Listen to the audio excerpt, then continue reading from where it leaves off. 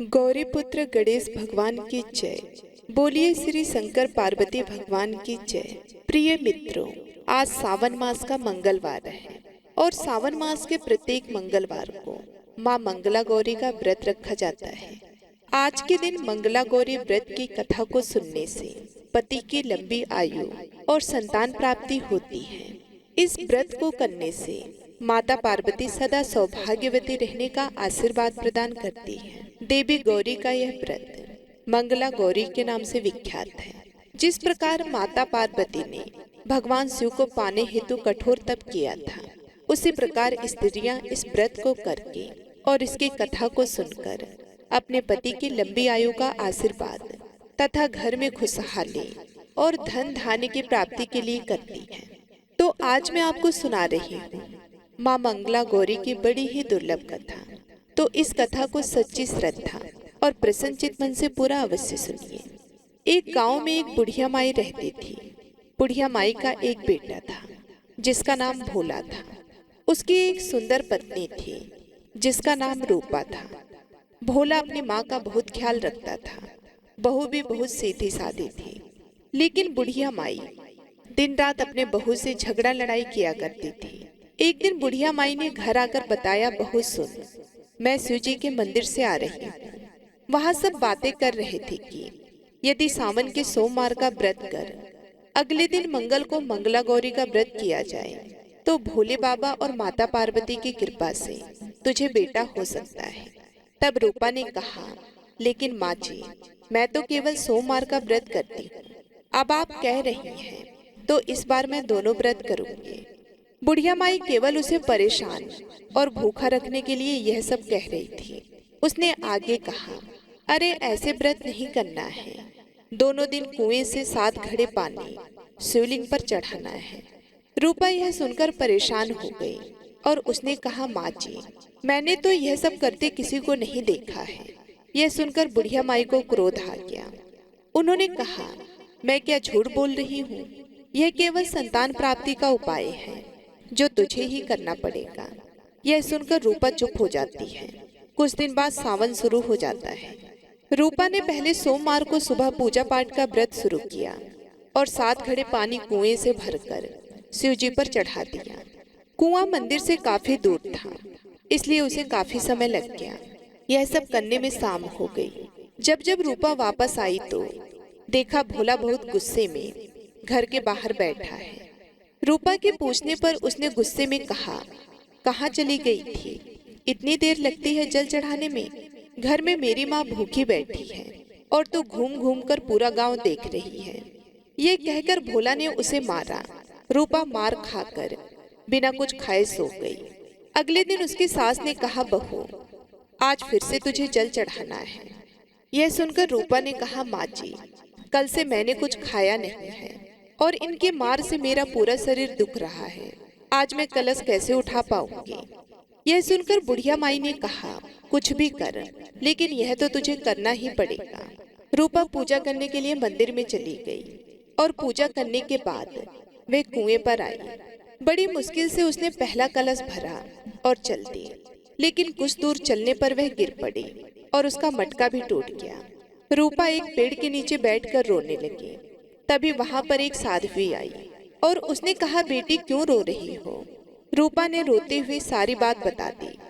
उसकी बात सुनकर साध्वी ने कहा, बेटी, तू एक काम कर, एक लोटा जल लिया और उसमें से 7 बार थोड़ा थोड़ा जल शिवलिंग पर चढ़ा देना और घर जाकर अपनी सास से कहना, मैंने जल चढ़ा दिया। रूपा ने कहा, लेकिन यह तो झूठ होगा और मेरा मटका भी टूट गया। तब साध्वी ने कहा, यह ले लोटा, इसमें जल भरकर चढ़ा दे और इसे घर ले जाना, लेकिन छिपा कर रख देना। रूपा ने बिल्कुल ऐसा ही किया। दोपहर को वह घर पहुंच गई। बुढ़िया माई के पूछने पर उसने वही बता दिया जो साध्वी ने बताया था। शाम को माँ मंगला की पूजा कर उपवास पूरा किया। इसी तरह 2 मंगला गौरी व्रत पूरे हो गए। लेकिन जब तीसरे व्रत की बारी आई तो बुढ़िया माई चुपचाप रूपा के पीछे गई। उसने सब कुछ देख लिया। बुढ़िया माई ने घर आकर अपने बेटे को सब बता दिया। भोला ने फिर रूपा को मारने के लिए जैसे ही हाथ उठाया, माँ पार्वती प्रकट हो गई और उन्होंने कहा, रुक जा भोला, यह सुनकर भोला रुक गया। बुढ़िया माई माँ पार्वती के पैरों में गिर गई। भोला भी माँ से माफी मांगने लगा। माँ पार्वती ने कहा, माफी मांगनी है तो इससे मांग, जो तेरे और तेरी माँ के जुर्म सहकर भी पत्नी धर्म निभा रही है। भोला ने रूपा से माफी मांगी। बुढ़िया माई ने कहा, बेटी मुझे माफ कर दे, तुझे परेशान करने के चक्कर में मैंने यह सब कहा था। रूपा ने कहा, माँ इस संसार से मेरा मन भर गया है, आप मुझे अपने साथ ले चलिए।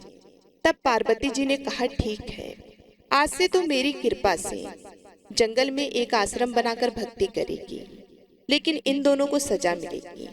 रूपा ने कहा, माँ इन दोनों को माफ कर दीजिए। यह सुनकर माता पार्वती ने कहा, आज तुम्हारी बहू के कारण तुम्हें जीवन दान मिला है, जाओ इस लोटे को रख लो, तुम्हारे परिवार में कभी भी अन्न धन की कमी नहीं होगी, लेकिन मैं अपनी बेटी को साथ ले जा रही हूँ। माँ की कृपा से रूपा ने एक आश्रम बनाया, जिसमें बहुत सी स्त्रियां जो घर में दुखी थीं, वे आकर भगवान की भक्ति करने लगी। बोलिए माँ मंगला गौरी की जय, बोलिए शंकर भगवान की जय। एक गांव में भगवान शिव का परम भक्त एवं ब्राह्मण रहता था। ब्राह्मण जी जब तक रोज सुबह ब्रह्म मुहूर्त में उठकर नित्य कर्मों से निर्वृत्त होने के पश्चात भगवान शंकर का पूजन नहीं कर लेते थे, तब तक उन्हें चैन नहीं पड़ता था। जो कुछ भी दान दक्षिणा में आ जाता, उसी से पंडित जी अपना गुजारा करते थे और दयालु इतने थे कि जब भी कोई जरूरतमंद मिल जाता तो अपनी क्षमता के अनुसार उसकी सेवा जरूर करते थे। इस कारण शिव के परम भक्त ब्राह्मण देवता गरीबी का जीवन व्यतीत कर रहे थे। पंडित जी की इस दानी प्रवृत्ति से उनकी पत्नी उनसे चिढ़ी तो थी, किंतु उनकी भक्ति परायणता को देख उनसे अत्यधिक प्रेम करती थी, इसलिए वे कभी भी उनका अपमान नहीं करती थी। साथ ही अपनी जरूरत का धन वह आस पड़ोस में मजदूरी करके जुटा लेती थी। एक समय ऐसा आया जब मंदिर में दान दक्षिणा कम आने लगे, जिससे पंडित जी को आर्थिक तंगी का सामना करना पड़ा। घर की मूल आवश्यकताओं की पूर्ति नहीं होने के कारण ब्राह्मणी दुखी रहने लगी। इसी तरह दिन बीतने लगे। एक दिन महाशिवरात्रि का दिन आया। उस दिन भी पंडित जी हमेशा की तरह ब्रह्म मुहूर्त में उठकर नित्य कर्मों से निवृत्त होने के लिए नदी की ओर चल दिए। संयोग से उस समय उस राह में पार्वती जी और शिव जी गुजर रहे थे। अचानक से पार्वती जी की नजर उस ब्राह्मण पर पड़ी। आज पंडित जी महाशिवरात्रि को लेकर इतने उत्साहित नहीं थे जितने कि अक्सर हुआ करते थे। पार्वती जी को बात समझते देर नहीं लगी। उन्होंने शिव जी से कहा कि भगवान, ये ब्राह्मण देवता प्रतिदिन आपकी उपासना करती हैं, फिर भी आपको इसकी चिंता नहीं है। पार्वती जी की बात सुनकर शिव जी बोले, देवी अपने भक्तों की चिंता मैं नहीं करूंगा तो कौन करेगा। पार्वती जी बोली कि हे देव, आपने अब तक इसकी सहायता क्यों नहीं की। तब शिव जी बोले, देवी आप निश्चित रहिए, अब तक उसने जितने भी बिल्वपत्र शिवलिंग पर चढ़ाए हैं, वे बिल्वपत्र आज रात्रि में उसे धनपति बना देंगे। यह बातचीत करके पार्वती जी और शिव जी तो चल दिए, किंतु संयोग तो देखिए, उसी समय उस राह में एक व्यापारी गुजर रहा था। उसने छुपकर शिव जी और पार्वती जी का वार्तालाप सुन लिया। व्यापारी ने अपना दिमाग चलाया, अगर बिल्वपत्र से ब्राह्मण धनपति हो सकता है तो फिर मैं क्यों नहीं हो सकता। यही सोचकर वह ब्राह्मण के घर पहुंच गया और ब्राह्मण से बोला, पंडित जी आपने अब तक जितने भी बिल्वपत्र शिव पूजन में चढ़ाए हैं वह सब मुझे दे दीजिए, बदले में मैं आपको 100 स्वर्ण मुद्राएं दूंगा। पंडित जी ने अपनी पत्नी से पूछा तो वह बोली, पुण्य का दान ठीक तो नहीं है, किंतु अगर आपका मन करे तो दे दीजिए, हमें धन की जरूरत है, इसलिए दे दीजिए। पंडित जी ने सारे बिल्वपत्र बोरे में भरकर सेठ जी को दे दिए।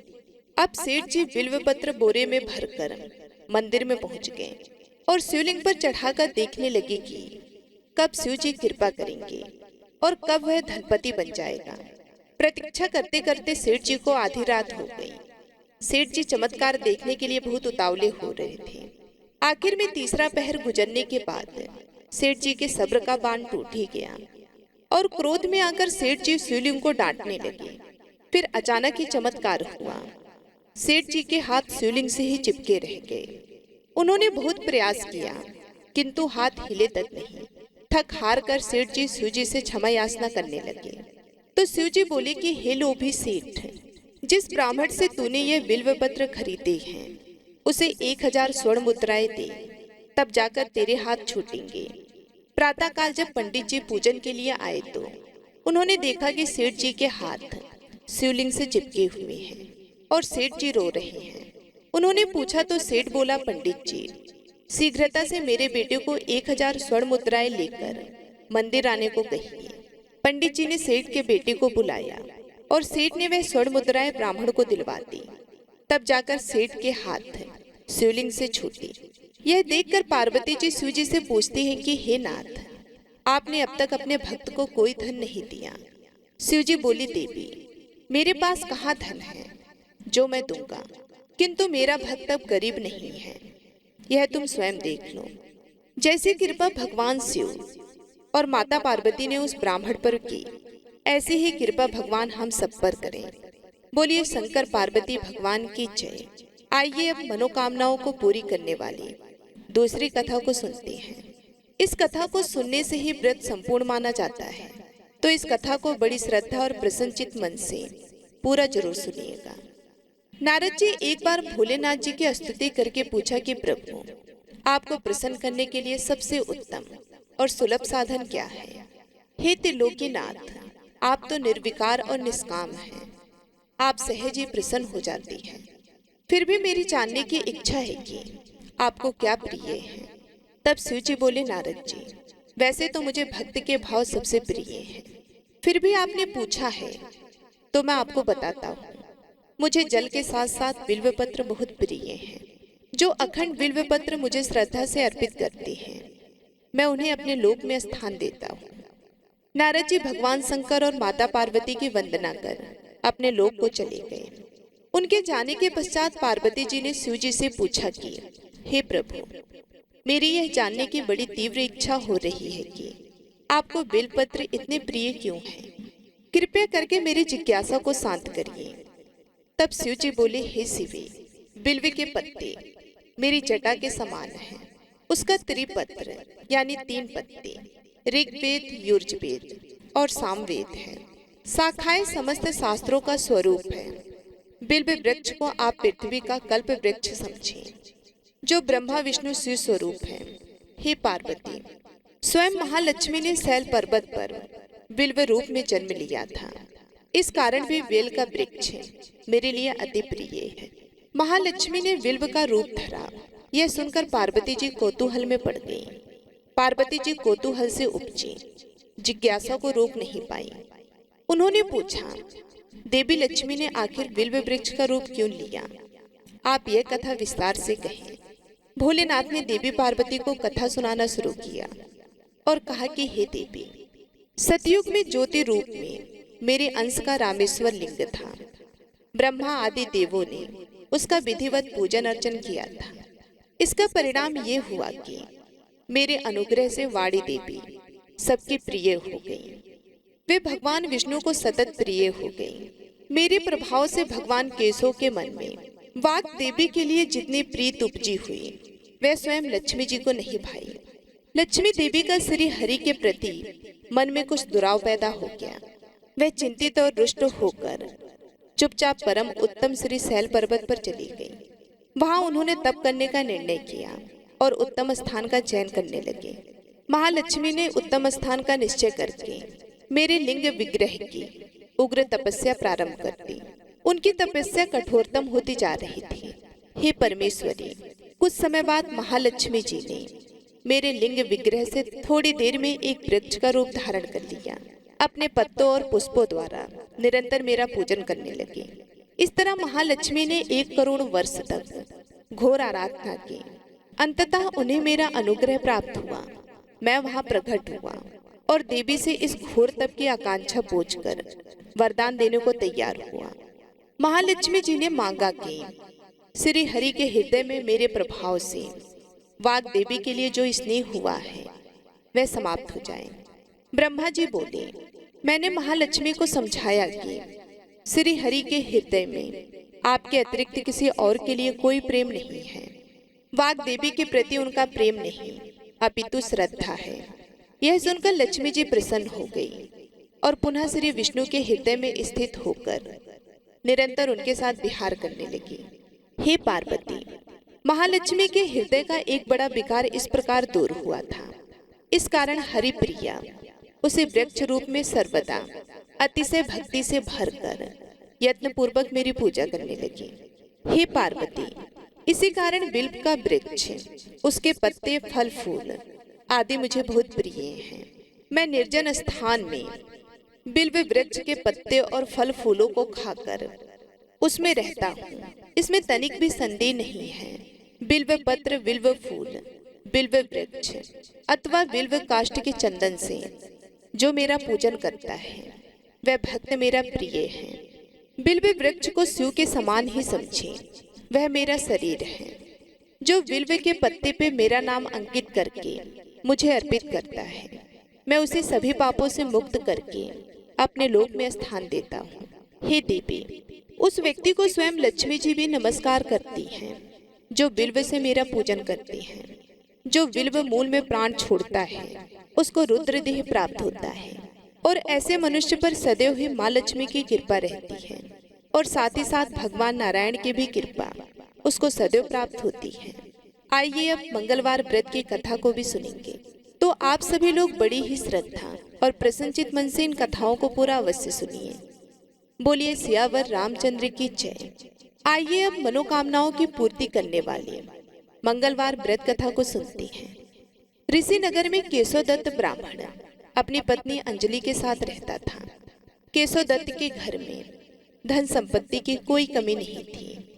नगर में सभी केशवदत्त का सम्मान करते थे, लेकिन केशवदत्त संतान नहीं होने से बहुत चिंतित रहता था। दोनों पति पत्नी प्रत्येक मंगलवार को हनुमान जी की पूजा करते थे। विधिवत मंगलवार का व्रत करते हुए कई वर्ष बीत गए। ब्राह्मण बहुत निराश हो गया, लेकिन उसने व्रत करना नहीं छोड़ा। कुछ दिनों के बाद केशवदत्त हनुमान जी की पूजा करने के लिए जंगल में चला गया। उसकी पत्नी अंजलि घर में रहकर मंगलवार का व्रत करने लगी। दोनों पति पत्नी पुत्र प्राप्ति के लिए मंगलवार का विधिवत से व्रत करने लगे।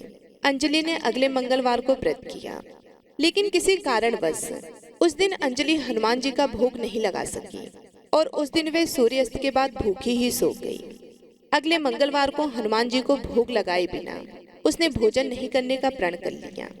6 दिनों तक अंजलि भूखी प्यासी रही। 7वें दिन मंगलवार को अंजलि ने हनुमान जी की पूजा की, लेकिन तभी भूख प्यास के कारण अंजलि बेहोश होकर नीचे गिर गई। हनुमान जी ने उसे स्वप्न में दर्शन देते हुए कहा कि उठो पुत्री, मैं तुम्हारी पूजा पाठ से बहुत प्रसन्न हूँ। तुम्हें सुंदर और सुयोग पुत्र होने का वर देता हूँ। यह कहकर हनुमान जी अंतर्ध्यान हो गए। तत्काल अंजलि ने उठकर हनुमान जी को भोग लगाया और स्वयं भोजन किया। हनुमान जी की अनुकंपा से अंजलि ने एक सुंदर शिशु को जन्म दिया। मंगलवार को जन्म लेने के कारण उस बच्चे का नाम मंगल प्रसाद रखा गया। कुछ दिनों बाद अंजलि का पति केशवदत्त भी घर लौट आया। उसने मंगल को देखा तो अंजलि से पूछा, यह सुंदर बच्चा किसका है? अंजलि ने खुश होते हुए हनुमान जी के दर्शन देने और पुत्र प्राप्त होने का वरदान देने की सारी कथा सुना दी, लेकिन केशवदत्त को उसकी बातों पर विश्वास नहीं हुआ। उसके मन में पता नहीं कैसे यह कुलसित विचार आ गया। अंजलि ने उसके साथ विश्वासघात किया है। अपने पापों को छिपाने के लिए अंजलि झूठ बोल रही है। केशवदत्त ने उस बच्चे को मार डालने की योजना बनाई। एक दिन केशवदत्त स्नान के लिए कुएं पर गया। मंगल भी उसके साथ था। केशवदत्त ने मौका देखकर मंगल को कुएं में फेंक दिया और घर आकर बहाना बना दिया कि मंगल तो कुएं पर मेरे पास पहुंचा ही नहीं। केशवदत्त के इतने कहने के ठीक बाद मंगल दौड़ता हुआ घर लौट आया। केशवदत्त मंगल को देखकर बुरी तरह से हैरान हो उठे। उसी रात हनुमान जी ने केशवदत्त को स्वप्न में दर्शन देते हुए कहा, तुम दोनों के मंगलवार के व्रत करने से प्रसन्न होकर पुत्र जन्म का वर मैंने दिया था, फिर तुमने अपनी पत्नी पर शक क्यों किया? उसी समय केशवदत्त ने अंजलि को जगाकर उससे क्षमा मांगते हुए स्वप्न में हनुमान जी के दर्शन देने की सारी कहानी सुनाई। केशवदत्त ने अपने बेटे को हृदय से लगाकर बहुत प्यार किया। उस दिन के बाद सभी आनंद पूर्वक रहने लगे। मंगलवार का विधिवत व्रत करने से केशवदत्त और उसके सभी कष्ट दूर हो गए। इस तरह जो स्त्री पुरुष विधिवत मंगलवार का व्रत करके व्रत कथा सुनते हैं, शरीर के सभी रक्त विकार, रोग आदि भी नष्ट हो जाती हैं। तो बोलिए श्री सीताराम जी महाराज की जय, बोलिए श्री हनुमान जी महाराज की जय।